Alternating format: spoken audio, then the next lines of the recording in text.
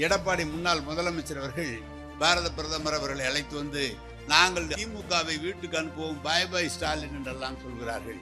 By by இல்லை தம்பி, welcome Stalin என்று இந்த தமிழக மக்கள் அழைப்பார்கள். ஒரு நடிகர் புதிதாக கட்சி ஆரம்பித்திருக்கிறார். அவர் இன்றைக்கு அவருடைய பொதுக்குழுவில் நானா பயப்படுவேன், அழுத்தத்திற்கெல்லாம் ஒரு காலமும் பயப்பட மாட்டேன் என்றெல்லாம் வீரவசனம் பேசியிருக்கிறார். அவர் ஜெயலலிதாவிடம் எப்படி கை கட்டி நின்றார் என்பதை இந்த நாட்டு மக்கள் நன்றாக அறிவார்கள். ராஜஸ்தானிலே 80% ராஜதானி அவருடைய மொழியை பேசிக் கொண்டிருந்தார்கள். ஆனால் இன்றைக்கு எப்படி இருக்கிறது என்று சொன்னால், ராஜஸ்தானில் 20% மக்கள் மட்டுமே சொந்த மொழியை பேசுகிறார்கள். 80% மக்கள் இந்தி பேசுகிறார்கள். எனவே படிப்படியாக அவர்கள் காலை நுழைக்கிறார்கள்.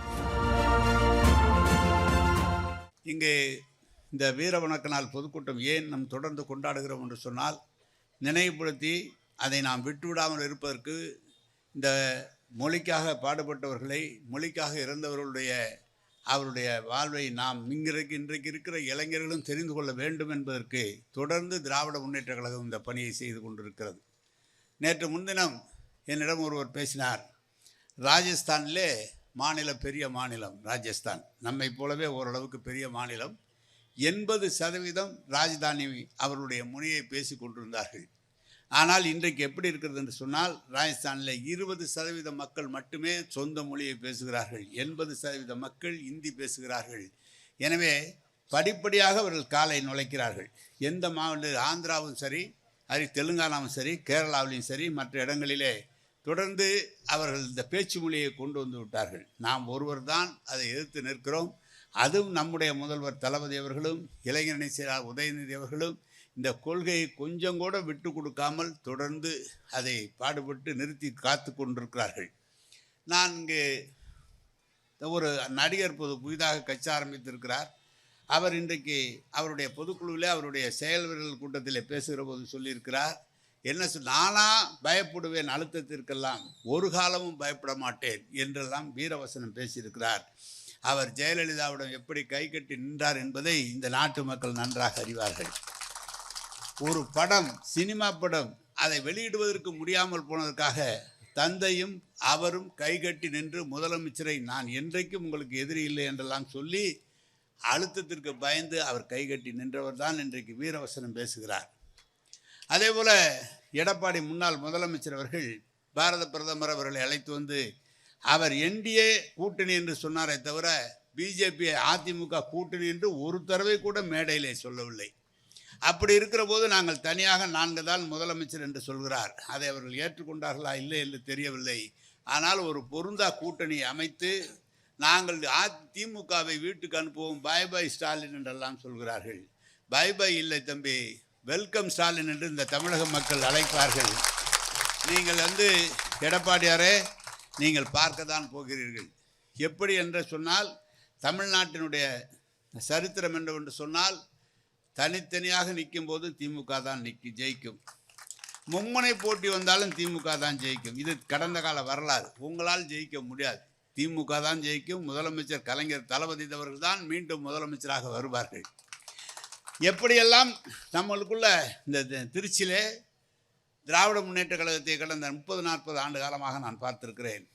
77 எம்ஜிஆர் அவர்கள் வந்த காலத்திலிருந்து நான் பார்த்திருக்கிறேன். நம்முடைய தொகுதி 17 சட்டமன்ற தொகுதி. 17 சட்டமன்ற தொகுதியிலே ஒரே ஒரு தொகுதி அரியலூர் வெல்லும், ஒரு தொகுதி கிழக்கில் வெல்லும், ஒரு தொகுதி திருவெரும்பூரில் வெல்லும். இதுதான் திருச்சியிலே நாம் வென்றது. ஆனால் இந்த கடந்த 15 ஆண்டு காலத்தில் எந்த இடத்திலும் அதிமுக வெற்றி பெற முடியாமல் முழுமையாக திமுக வெற்றி பெற்று வருகிறது. மேடையிலே சட்டமன்ற உறுப்பினர்கள் இருக்கிறார்கள், அதோட மாவட்ட செயலெல்லாம் இருக்கிறார்கள். இன்றைக்கு ஒரு பத்திரிகையில் சொல்கிறார்கள், நேரு எல்லாத்தையும் தோக்கடித்து விடுவார் என்றெல்லாம் சொல்கிறார்கள். நேரு தோக்கடிக்கவும் முடியாது, ஜெயிக்க வைக்கவும் முடியாது. தளபதி நினைச்சாதான் அது செய்ய முடியுமே தவிர, ஜெயிக்க வைக்க முடியுமே தவிர, இந்த மக்கள் முழுமையாக தளபதிக்கும் திமுகவுக்கும் தான் கட்டுப்பட்டவர்கள். நாங்கள் அவர்கள் சொல்கிற பணியை தட்டாமல் செய்வதால் எங்களுக்கு ஒரு பெயர். நாங்கள் வேணால் செய்யலை அப்படின்னு சொன்னால் அடுத்த ஆள் வந்துடுவாங்க. திமுகவில் ஒன்றும் வேலையே கிடையாது. பத்திரிகையில் எவ்வளவு திருப்பி சொன்னாலும் சரி, தளபதி எந்த வேட்பாளரை நிறுத்தினாலும் எதிரே இருக்கிற மக்களுடைய ஆணையாக சொல்கிறேன், மீண்டும் 9 இடங்களிலும் திமுக வெற்றி பெறும். அதற்கு உண்டான ஒரு சம்மதமான நாள் தான் இந்த மொழிப்போர் தியாகிகள் கூட்டம். எனவே இந்த கூட்டத்திலே நீங்கள் ஒன்று நன்றாக தெரிந்து கொள்ள வேண்டும். அதிமுக எதற்குமே வாய் திறக்காது. குடியுரிமை சட்டமா வாய் திறக்காது, விவசாயிகள் சட்டமா வாய் திறக்காது. குடியுரிமை சட்டம் இவர்கள் வாக்களிக்கவில்லை என்று சொன்னால் இஸ்லாமியர்களுக்கு இவ்வளவு பெரிய நெருக்கடியே வந்திருக்காது. இவர்கள் வாக்களித்தார்கள். இன்றைக்கு சொல்கிறார்கள் நாங்கள் தான் வெற்றி பெறுவோம் என்றெல்லாம் சொல்கிறார்கள். அதே போல நடிகர் வந்திருக்கிறார். அவரை பற்றி இந்த கரூர் சம்பவத்தை பற்றி ஒரு வார்த்தையாவது இதுவரை நான் பேசியிருக்கிறாரா? நாம் தான் பேசி கொண்டிருக்கிறோம் கரூர் சம்பவத்தை பற்றி. இவருடைய காரியத்தினால் 41 பேர் உயிரிழந்திருக்கிறார்கள். சிபிஇடி விசாரணை நடந்து கொண்டிருக்கிறது. சென்று வருகிறார். அங்கே என்ன நடந்தது என்று அவருடைய சகாக்கள் பேசுகிறாரே தவிர அவர் பேசவில்லை. இன்றைக்கு திமுகவில் இருக்கிற பேரெல்லாம் வழக்குகள், இடி விசாரணை எல்லாம் தொடர்ந்து வந்தாலும் கூட தளபதி அவர்கள் ஆணையிடுவார்களே, ஆனால் அந்த பணியை செய்து முடிக்கிற ஆளாக தான் நாம் இருப்போம், இருக்க வேண்டும் என்பதை இந்த நேரத்திலே தெரிவித்துக் கொள்கிறேன். எனவே திருச்சியிலே அவர்கள் சொல்வது நாங்கள் வெற்றி பெற்று விடுவோம், 2 இடங்களில் 3 இடங்களில் தான் திமுக வரும், பாக்கி எல்லாம் வராது. நீங்கள் கனவு காணாதீர்கள். திருச்சி மட்டுமல்ல, டெல்டா மாவட்டம் 41 தொகுதிகள், 41 தொகுதியிலே கடந்த முறை நாங்கள் சொன்னோம், 41 நாங்கள் செய்த தவறால் வேட்பாளர் அல்லது சரியாக வாக்கு கேட்காத காரணத்தால் 1-2 தவறுமே தவிர அனைத்து இடங்களிலும் திமுக தான் வெற்றி பெறும் என்று கடந்த தேர்தலில் சொன்னோம். இன்றைக்கும் சொல்கிறோம், அது அந்த 41 தொகுதியிலும் நிச்சயமாக திமுக தளபதியினுடைய தலைமையில் வெற்றி பெறும். அதற்கான மாநாடு தான் நாளை நம்முடைய வெல்லம் பெண்கள் மாநாடு என்று தஞ்சையிலே செங்கிப்பட்டியிலே நடைபெறுகிறது. ஒரு இடத்தில் ஏற்கனவே நம்முடைய செந்தில் பாலாஜி அவர்கள் திருப்பூரிலே பல்லடத்திலே நடத்தினார். இன்றைக்கு தஞ்சையிலே நடத்துகிறார். இளைஞரணி கூட்டம், நம்முடைய இளைஞரனுடைய கூட்டம் திருவண்ணாமலையில் இந்த மாநாடு நடைபெற்றது. 7ஆம் தேதி இளைஞரனுடைய மாநாடு விருதுநகரிலே நடைபெறுகிறது. முத்தாய்ப்பாக மார்ச் 8ஆம் தேதி பொது மாநாடு திராவிட முன்னேற்ற கழகத்தின் சார்பாக திருச்சியிலே அறிவித்திருக்கிறார்கள். அதே இடத்திலே மாநாடும் நடைபெறும். அனைத்து மக்களும் அதை வரவேற்பார்கள். அந்த மக்கள் தான் மீண்டும் தளபதி அவர்களை முதலமைச்சராக ஆக்குவார்கள் என்பதை சொல்லி இந்த மொழிப்போர் தியாகிகளுடைய கூட்டத்திலே நான் தெரிவித்துக் கொள்கிறேன். எனவே தான் யாரும் யாரையும் தாழ்த்தி விடவும் முடியாது, யாரும் யாரையும் அழிக்கவும் முடியாது. கழகம்தான் வெற்றி பெறும், தளபதி அவர்கள் தான் வெற்றி பெறுவார்கள் என்பதை சொல்லி இந்த இவ்வளோ நீண்ட நேரம் நான் திருச்சியில் நான் பார்த்துருக்கிறேன். நான்லாம் வந்தவுடனே கூட்டத்தில் கலந்துக்குவாங்க, உடனே எந்திரிச்சு போயிடுவாங்க.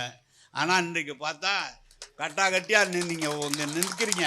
அதுதான் எனக்கு பெரிய மகிழ்ச்சியாக இருக்கிறது. தேர்தல் வந்ததை நீங்களும் உணர்ந்து இருக்கிறீர்கள், நாங்களும் உணர்ந்து இருக்கிறோம். எனவே தான் நிச்சயம் கழகம் வெற்றி பெறும், தளபதி அவர்கள் மீண்டும் 2வது முறையாக முதலமைச்சராக ஆவார்கள் என்பதை சொல்லி இந்த நல்ல வாய்ப்புக்கு நன்றி தெரிவித்து வந்திருக்கிற அத்தனை பேருக்கும் நன்றி தெரிவித்து கலைராஜன் அவர்களுக்கும் மற்றவர்களுக்கும் நன்றி தெரிவித்து அமைகிறேன்.